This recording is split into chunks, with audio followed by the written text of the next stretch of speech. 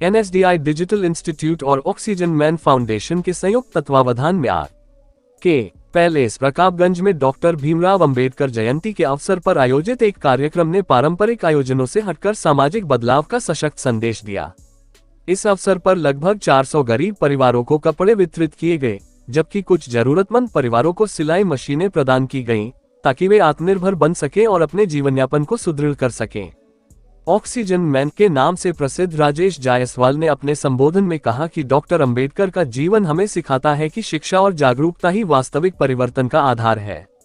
कार्यक्रम में विधायक माननीय रविदास मेहरोत्रा जी, पूर्व राज्य मंत्री मुन्ना सिंह धानुक जी, वरिष्ठ अधिवक्ता आफ्ताब मलिक, गोलागंज के पूर्व पार्षद फैजान अली, बसपा के पूर्व विधानसभा अध्यक्ष राजेश गौतम सहित कई विभूतियां उपस्थित रहीं।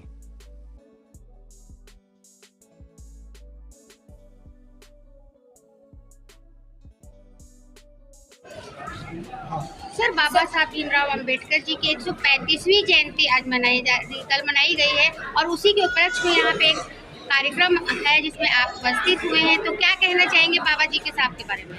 संविधान के निर्माता, दबे कुचले वंचित लोगों की सशक्त आवाज़ भारत रत्न बाबा साहब डॉक्टर भीमराव अम्बेडकर जी की जयंती के उपलक्ष्य में आज यहाँ पर ये कार्यक्रम का आयोजन किया गया है। बाबा साहब ने पूरे जीवन समाज के दबे कुचले वंचित दलित लोगों के लिए संघर्ष करने का काम किया। उन्होंने लोगों को उनका हक, अधिकार, न्याय और सम्मान देने का काम किया। बाबा साहब ने 2 साल 5 महीने 11 दिन में इस देश का संविधान लिखा और इस संविधान के माध्यम से लोगों को न्याय मिलने का काम होता है, लोगों को उनका हक मिलने का काम होता है। बाबा साहब ने जो मार्ग दिखाया है, इस मार्ग पर आज चलने की आवश्यकता है। बाबा साहब भीमराव अम्बेडकर जी ने जो संविधान लिखा, वो संविधान लोगों की ढाल है, लोगों को रक्षा करने का एक कवच है।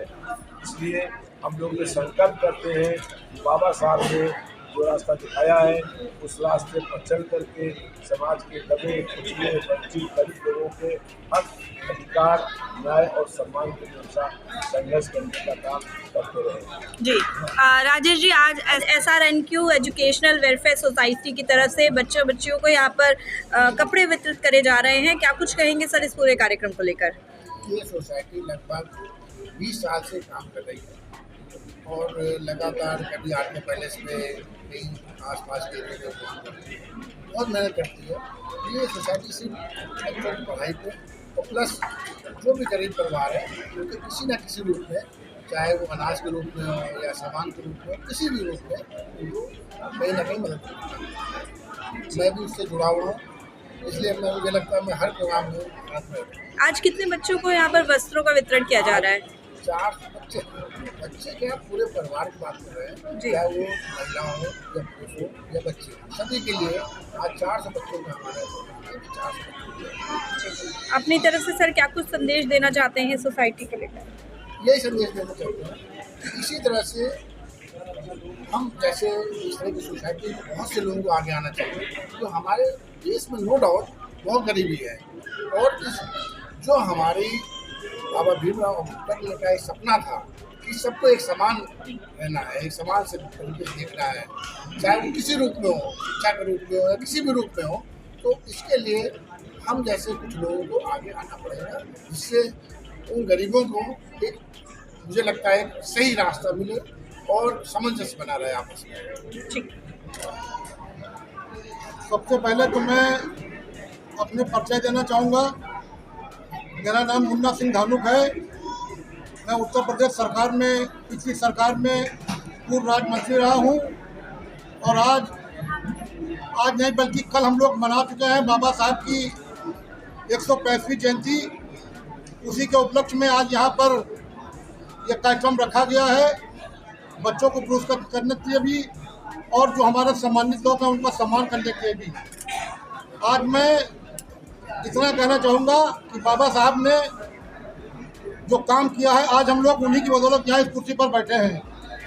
बाबा साहब ने जो अपमान सहे हैं, जितने उत्पीड़न सहे हैं, जितना संघर्ष किया है, शायद आज के समय में मेरा अपना मानना है कि कोई व्यक्ति उनके बराबर न संघर्ष कर पाएगा और न कोई उतना अपमान सह पाएगा। आज बाबा साहब की जयंती के उपलक्ष्य में मैं यहाँ पर सभी जो उपस्थित हमारे मध्य क्षेत्रीय विधायक जी हैं और बल्कि हमारे गुरु जी भी हैं, हमने इन्हीं के साथ में राजनीति शुरू की है। आज मैं आप सभी लोगों को और जितने हमारे पत्रकार बंधु हैं और जितने हमारे सामने लोग बैठे हैं, जितने हमारे मंच पर साथ लोग बैठे हैं, बाबा साहब की जयंती के मौके पर मैं आप सभी लोगों को बहुत बहुत हार्दिक शुभकामनाएं देता हूं। और एक सबसे बड़ा संदेश जो मैं देना चाहूँगा, वो सबसे बड़ा संदेश ये है कि चाहे एक रोटी की जगह आप आधी रोटी खाएं, लेकिन बच्चों को शिक्षा अवश्य दें। आज बाबा साहब को लोग जो जान रहे हैं, तो बाबा साहब की न शकल की बदौलत और न उनके भेष की बदौलत, आज बाबा साहब को उनके कर्मों की बदौलत और उनका शिक्षा की बदौलत पूरे विश्व में कल 80 देशों में बाबा साहब की जयंती मनाई गई है। कोई शायद ऐसा ही व्यक्ति होगा जिसकी 80 देशों में जयंती मनाई गई होगी। आज बाबा साहब हमारे लिए एक तरीके से मैं कहूँगा भगवान थे मेरे लिए। बाबा साहब ने जो संघर्ष किया है वो दलितों के लिए, पिछड़ों के लिए, उनको न्याय दिलाने के लिए। और बाबा साहब बहुत अगर बताना चाहूँगा तो बहुत टाइम लगेगा, क्योंकि मैं बाबा साहब के बारे में मैंने बहुत पढ़ा है। उनका जन्म 1891 में हुआ था और उनकी मृत्यु 1956 में हुई थी। उस समय मैं 2 साल का था, हालांकि मैंने देखा नहीं उनको। मैं ज़्यादा बात न कहते हुए आप सभी को उन्हें सबको हार्दिक बधाई देता हूँ बाबा साहब की जयंती के मौके पर। और उनके सम्मान में 2 लाइनें कहना चाहूँगा कि रुतबा मेरे सर को तेरे संविधान से मिला है, रुतबा मेरे सर को तेरे संविधान से मिला है, और ये सम्मान भी मुझे तेरे संविधान से मिला है। औरों को जो मिला होगा वो मुकद्दर से मिला होगा, मुझको तो मुकद्दर भी तेरे संविधान से मिला है। जय भीम, जय भारत। चैनल देशबंधु न्यूज़ को बेल आइकन दबाकर सब्सक्राइब, लाइक और शेयर जरूर करें।